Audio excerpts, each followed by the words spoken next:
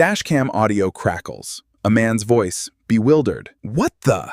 There's a box stuck under. The bumper with a blinking light, is that a GPS tracker? That's the sound of a private citizen discovering that the government has been following his every move. No warrant, no knock on the door, just a magnet and a battery. I'm a criminal defense lawyer with more than 2 decades in the trenches, and I'm going to show you 4 sneaky ways law enforcement tracks people without a warrant, and most importantly, the exact words that can that can bring it all to a screeching halt. By the time we're done, you'll know what to look for, what the law actually requires, and how to respond if it happens to you. Trick number 1 is the most direct, the magnetic GPS tracker. The dashcam footage shows a man we'll call Mike kneeling beside his pickup and in a gas station parking lot. Phone light illuminating a black box the size of a deck of cards, secured to the undercarriage. He hadn't been pulled over, hadn't been arrested, but for 2 weeks, officers had known everywhere he went. His girlfriend's house, the gym, even that late-night taco run. They never asked a judge for permission. The Supreme Court slammed the door on that tactic in 2012. In United States v. Jones, Antoine Jones was suspected of drug trafficking, and the FBI slapped a GPS tracker onto his Jeep without a valid warrant. The warrant they had expired and was issued for a different jurisdiction. They tracked him for 28 straight days and used that data to build a case. The Supreme Court unanimously held that attaching a physical device to a vehicle to gather information is a search under the Fourth Amendment. It's a trespass on private property for the purpose of obtaining evidence, and that demands a warrant based on probable cause. The conviction was thrown out. So what do you do if you find a mysterious device stuck to your car? First, do not remove it. I know that sounds backwards, but tampering with police equipment, even equipment placed without a warrant, can land you in a separate legal nightmare. Instead, take photos and video with your phone. Jot down the date and location, and call a lawyer immediately. And if an officer approaches you while that tracker is still attached, here are the exact words I want you. Do you have a warrant for this device?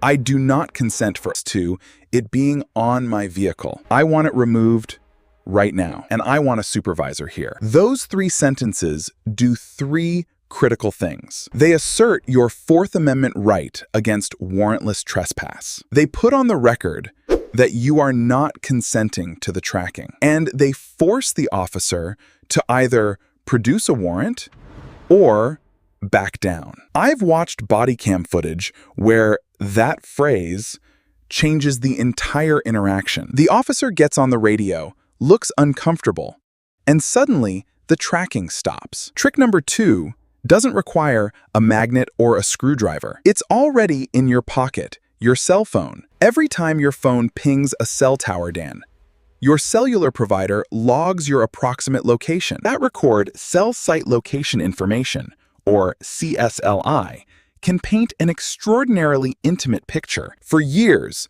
police obtained this data with a simple court order. Under the Stored Communications Act, a standard far below probable cause. Then came Carpenter v. United States in 2018.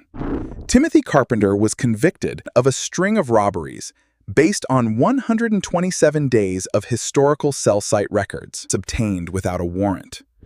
The Supreme Court ruled 5-4 that accessing long-term CSLI constitutes a Fourth Amendment search because people have a reasonable expectation of privacy in the whole of their physical movements. Today, law enforcement generally needs a warrant to get your location history from your carrier. If investigators ever ask for your phone or want your location data, remember, you are not required to unlock your phone. And you can simply say, I don't answer questions, and I want my attorney that protects your Fifth and Sixth Amendment rights. While the digital tracking debate continues to shift, your digital footprint is a tracking device, and Carpenter gives you a powerful shield. Trick number 3 is one you'll never see coming. Literally. It's called a stingray, or cell site simulator. These devices mimic a legitimate cell tower, tricking all phones in range into connecting. Once connected, the stingray captures your phone's unique IMSI number and can pinpoint your location down to a few meters, often without the carrier even knowing. For years, police used stingrays without warrants and even signed non-disclosure agreements with the FBI to hide the technology from defense attorneys. Courts are split. Some states, like California and Virginia, now require a warrant. At the federal level, agencies often rely on a pen register order, far easier to get, arguing that intercepting location data isn't a search. The legal fight is far from over.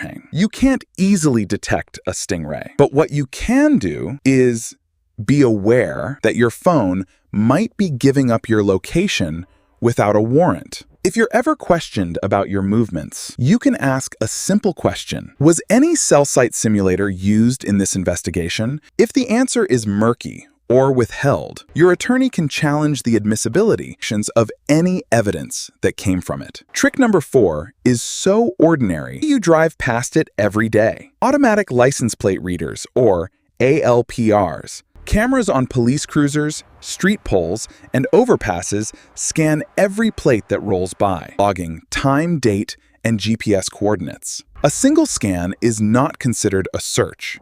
Courts have said you have no reasonable expectation of privacy in a license plate visible on a public road. But what happens when law enforcement aggregates months of ALPR data and reconstructs your entire routine? The Supreme Court hasn't answered that question yet, and reconstructs your entire routine. The Supreme Court hasn't answered that question yet.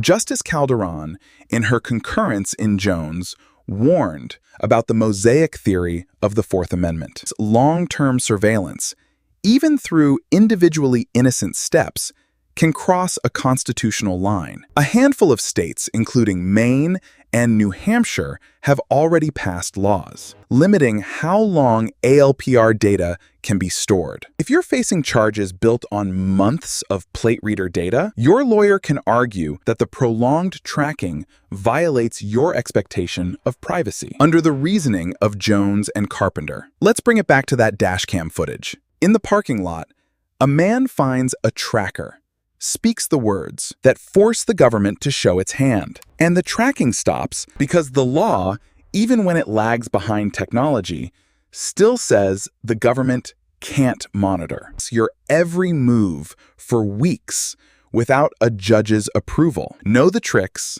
and you'll know exactly when your rights are being stepped on. But what about when they don't need a tracker at all? When they just knock on your door all friendly and ask to talk for a minute, and that friendly conversation leads straight to handcuffs. That's a whole different kind of warrantless intrusion, and it's one you absolutely have to be ready for.